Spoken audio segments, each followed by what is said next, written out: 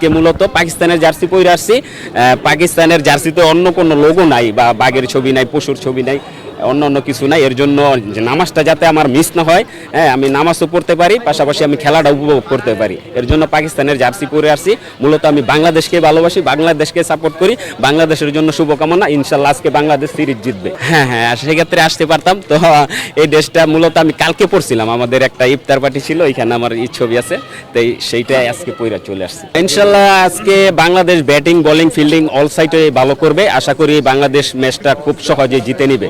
পাকিস্তান যে first match যেরকম বাংলাদেশ পাত্তা দেনে পাকিস্তানকে, আজকেও সেম রেজাল্ট হবে ইনশাল্লাহ। মিরাজে ক্যাপ্টেন্সি ভালো করতেছে, বাট মিরাজের ওদিনকার যে রান আউটটা সালমান আগার সাথে হয়েছে, তো সেই দিক থেকে মনে হয় যে ওইটা বন্ধুসবল আচরণ করা উচিত ছিল, হয়তো একটু তাকে সুযোগ দেওয়া ছিল। ক্রিকেটটা তখন যুদ্ধের ময়দান হয়ে যায়, সেই ক্ষেত্রে ক্রিকেটের লজিক থেকে ওটা রাইট আছে।